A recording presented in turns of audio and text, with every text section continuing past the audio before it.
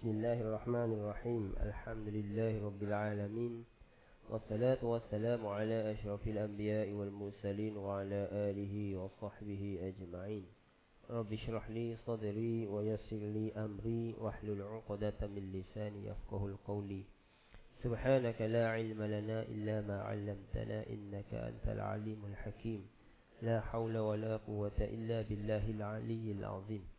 Assalamualaikum warahmatullahi ta'ala wabarakatuh. Muka surat 130. Qala musannif rahimahullahu ta'ala wa nafa'ana fi ulumihi fi darain amin ya rabbal alamin. Maka sunat ia seorang mendoakan baginya, iaitu dibacakan. Siapa ni?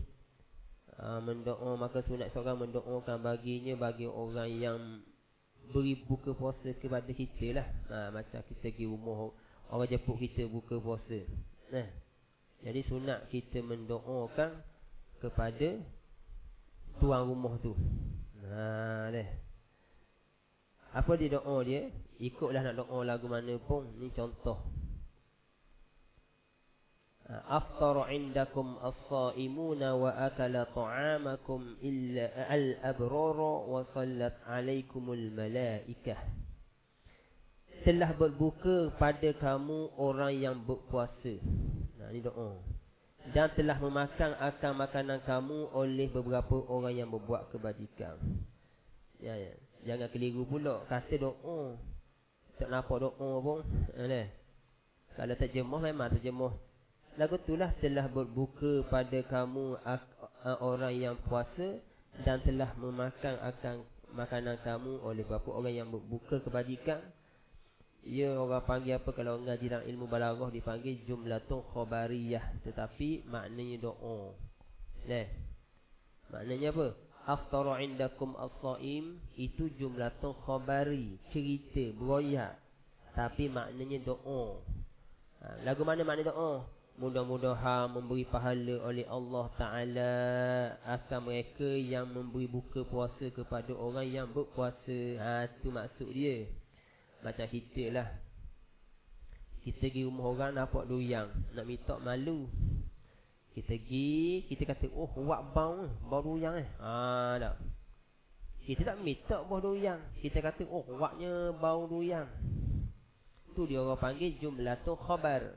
Cerita, nak royak bahawasanya doyang ni bau. Tapi makna dia, maknanya nak sikat. Tu maknanya tuan rumah tu kena faham lah.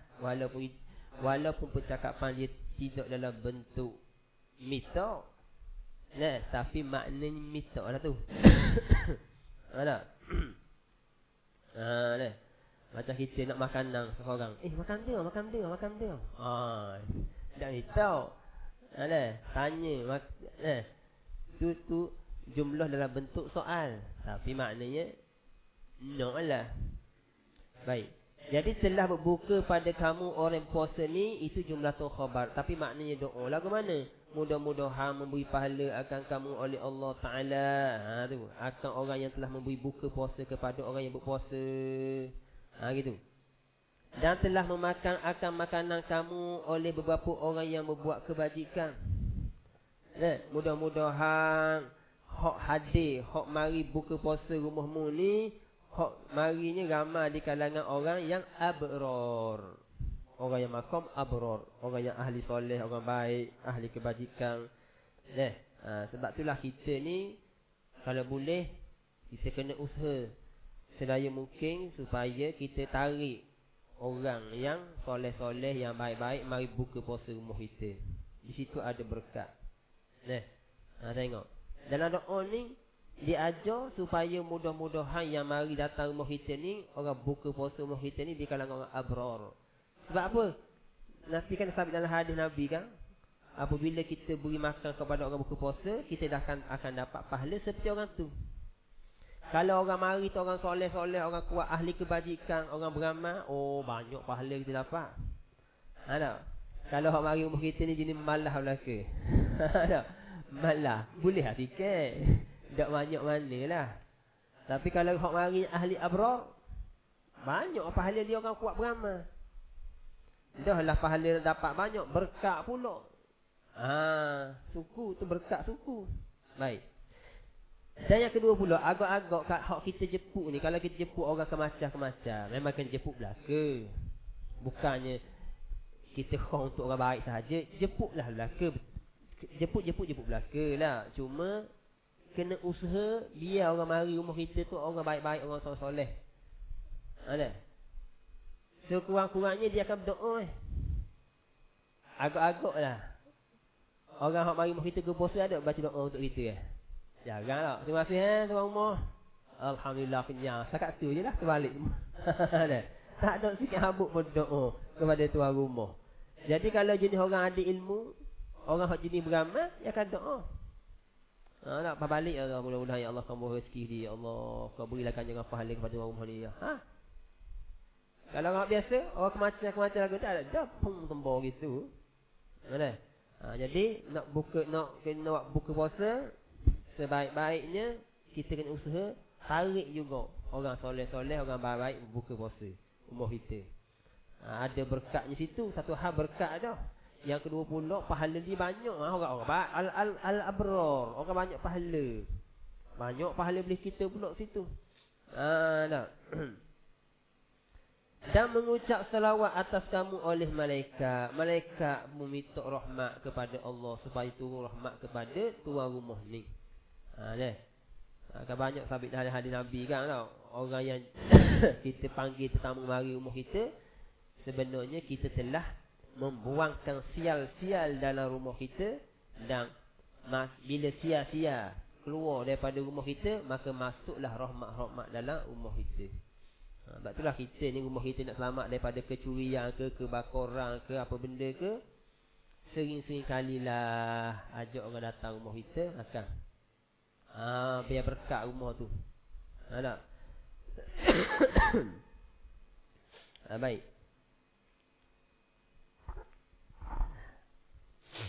Dan sunat mendoakan baginya, iaitu dibaca pula doa banyak ni. Doa lagi. Allahumma kathir khairahu wa barik fima razaqtahu wa yassir lahu an yaf'ala khairan minhu wa qanni'hu bima a'taitahu waj'alna wa iyyahu minasy-syakirin. Baca doa lagi. Tak mesti baca doa depan tuan rumah. Baca sendiri lepas tu balik injak kaki, ya Allah. Bahasa Melayu apa dah, dalam bahasa Arab. Kau murahkanlah rezeki tuan rumah ni, berkatlah ya Allah, panjangkanlah umur, sihat tubuh badan tu. Kalau kita ajak orang hak jenis berilmu beramal, ya akan doa. Kalau kita ajak orang hak jenis kemacah, hak orang jahil, lepas balik makinnya tembor lah. Aduh. Hei Tuhanku, banyakkan olehmu akan kebajikannya, minta kebajikan. Dan beri berkat olehmu baginya dalam barang yang engkau beri rezeki. Rezeki ni beri berkat rezeki dia. Dan mudahkan olehmu baginya berbuat akan kebajikan yang terlebih baik daripadanya. Mudahkan urusan buat amal kebajikan. Dan memadakan olehmu akan dia dengan barang yang engkau beri akan dia. Tanamkan sifat qanaah, rasa cukup semua apa yang ada. Dan jadikan olehmu akan kami dan akan dia daripada orang yang syukur akan nikmat. Minta kita ni dan orang yang menjamu kita makan ni, orang yang syukur dengan nikmat Allah Subhanahu wa taala. Dan keempat, sunat meninggalkan akan bersugi. Bila tu? Kemudian daripada gelincir matahari. Apa makna gelincir? Iaitu zuhur lah. Kalau terbenam matahari, itu maghrib. Muncul matahari, subuh. Gelincir, subuh. Kalau gelincir, zuhur. Bila masuk waktu zuhur, makruh dah. Tak boleh. Namun, ini pendapat mutamak dalam mazhab Syafi'i. Namun menurut Imam Nawawi tidak makruh. Walaupun Imam Nawawi ni mazhab Syafi'i, bagi dia dipilih tidak makruh. Tidak makruh. Dia gini, kalau lepas zuhur, kalau mulut bau, sugilah. Yang maksud gitu. Sugi je lah. Sunat membanyakkan kena selepas zuhur tidak disunatkan dah. Tidak disunatkan bersugi. Dan hilang makruh bersugih itu dengan masuk matahari. Ada? Bila masuk matahari. Ada? Masuk matahari tergelang lah. Nah, kalau muncul subuh habis, gelincir apanya zuhur, hilang matahari itu terbenam lah, iaitu maghrib. Lepas maghrib memanglah tak ada benda dah, sebab kita tidak berpuasa dah, tak makruh lah. Dan kelima, sunat membanyakkan sedekah dan meluaskan belanja atas ahlinya. Sunat membanyakkan sedekah. Dah bulan lain pun kita buat amal juga. Cuma bulan puasa ni kita lipat kali ganda. Tu. Jangan kita buat amal di bulan Ramadan saja, bulan lain tak buat amal. Tak, salah konsep lagu tu. Mana-mana bulan kena buat amal sama, buat kebajikan sama. Cumanya bulan Ramadan ni bulan dilipat kali ganda, maka kita kena lebih sikit. Tu sahaja. Ada? Bukannya kita tumpu buat kebajikan di bulan Ramadan. Sunat membanyakkan sedekah dan meluaskan belanja atas ahlinya. Maknanya makan biar grand sikit. Kalau bulan lain ikan kering, beli kot ayam ke sikit, ikan hak lama ni ikan layang, ikan segiri ke, luas sikit. Ada orang yang ada kelebihan tu, rezeki tu perluaskan sikit untuk makan minum untuk ahli keluarga dia. Untuk apa? Biar kita nampak Ramadan ni bulan yang hebat, grand. Antara grandnya kita perluaskan sedikit. Biar nampak beza sikit bulan Ramadan dengan bulan yang lain. Beza dari segi amal, beza dari segi perbelanjaan ahli keluarga. Macam kita lah dah. Apa hari ni jamu orang makan ni baik sangat ni. Banyak ni makan hari ni jamu. Kalau kau biasa-biasa je, hari ni hari jadi aku boh. Ibarat lagu tu lah. Nah, kalau hari jadi kita muliakan, apatah lagi bulan Ramadan. Ada? Apa kenapa lain sikit ni, masukkan menu lain sikit belanja orang ni. Kenapa ayah pelik sikit ni bulan ni? Nampak grand sikit makan. Ni bulan Ramadan. Apa dah? Ia kena lebih sikit. Biar kita nampak kita memuliakan bulan tu. Dan berbuat kebajikan kepada kerabatnya. Kena buat kebajikan kepada kaum kerabatnya, orang yang paling dekat lah. Dan kepada jirannya di dalam bulan Ramadan. Sebab itulah dalam nak bersedekah, membuat kebajikan, ia kena hak dekat dulu. Mana? Adik-beradik nak hak dara tu hak dekat-dekat dengan kita. Ni kadang-kadang kita pergi hak jauh dulu. Nak kakak kita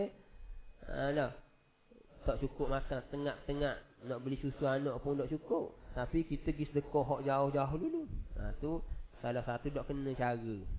Dia kena hak utama, hak dekat-dekat dulu. Kaum kerabat, lepas tu jiran-jiran hak dekat-dekat dengan kita, hak sekeliling dengan kita. Tu sunat membanyakkan sedekah.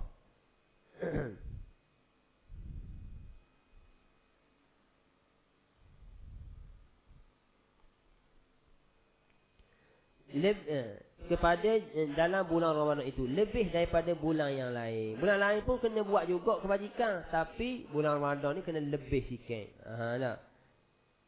Kan hadis Nabi sallallahu alaihi wasallam yang sahih, annahu sallallahu alaihi wasallam kana ajwadun nas bil khair wa kana ajwadu ma yakunu fi Ramadan hina yalqahu Jibril. Bahawa Nabi sallallahu alaihi wasallam adalah ia Nabi terlebih murah manusia, ajwad terlebih murah. Murah dari segi makanan, senyuman ke, pertolongan ke, kebajikan ke, murah belaka, mudah belaka. Nampak? Itu panggil ajwad. Terlebih murah manusia dengan berbuat kebajikan. Apa-apa kebajikan. Dan adalah ia Nabi terlebih murah yang ada ia dalam bulan Ramadan. Beza dengan bulan-bulan lain pada ketika mendapati akan dia oleh Jibril, ketika dia bertemu dengan Jibril alaihissalam. Nampak beza dia. Nampak? Dan sunat memberi berbuka puasa akan orang Dan jika dengan buah khurma atau dengan air minum atau lainnya sekalipun, tetapi yang lebih afdal bahawa mengenyangkan dia. Sunat kita beri makanan orang buka puasa. Walau cuma bedah. Bunyi azan tu Allahu akbar, Allahu akbar. Ambil khurma makan sebiji. Okey dah. Tapi yang paling afdal kita beri makan dia sekadar mana? Sekadar dia kenyang. Tu yang paling afdal tu. Dah. Hak tu hak paling afdal. Jadi kita nak pahala ni tak payah sebenarnya. Dah. Tak payah. Banyak benda, banyak bentuk hak kita boleh dapat pahala sebenarnya. Dah. Terutama sekali pahala yang berjangkit-jangkit. Benda yang sedikit saja kita buat tapi banyak manfaat. Apa dia? Beri makan orang puasa. Kita jadi malas-malas dah buat kebajikan. Nak baca Quran pun malas, sembahyang sunat pun malas. Kita beri makan orang hak rajin buat amal ibadat. Bukan puasa, boleh pahala kita. Tu. Ada apa? Sunat. Kerana sabda Nabi sallallahu alaihi wasallam, "Man fatara sha'iman falahu mithla ajrihi wa la yanqusu min ajri sha'im syai'un." Barang siapa memberi makan akan orang yang puasa, maka baginya seumpama pahala orang yang puasa. Pahala banyak mana? Banyak tu dapat. Dan tiada kurang daripada pahala orang puasa. Suatu pun. Bukan dengan makna pahala orang puasa ni dapat kita juga. Jadi kurang pahala orang berpuasa tu. Pahala puasa dia tak kurang.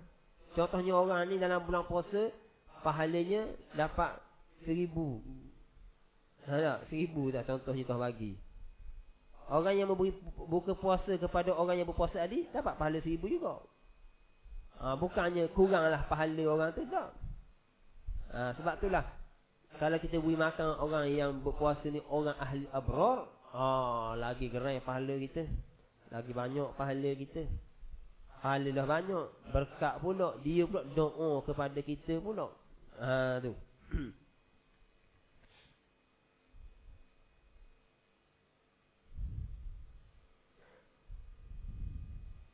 Dan sunat bagi orang yang memberi makan akan orang yang puasa itu memakan sertanya. Dia panggil adab makan. Kalau kita jemput orang makan di rumah kita, antara adabnya kena tuan rumah kena makan dulu. Ia jangan sila bukan kita. Contohnya Allahu akbar, kita tuan rumah kena pergi dulu. Setengah kita kan Salah. Salah. Adab dia kita dulu kena, tuan rumah dulu kena makan. Dah hak ngelah kali tuan rumah kau. Tuan rumah jangan warak-warak Alhamdulillah berkenyang lu makan lu. Jangan warak-warak Sebab apa kalau kita tuan rumah stok dah makan, tetamu tengok Allah, aku nak makan lagi, tengok tuan rumah stok dah, malu aku. Bakal boleh jadi belaka. Ingat tu. Ajak orang pergi makan rumah, adab dia tuan rumah kena start dulu, hak ngelah kali tuan rumah juga. Ya gitu.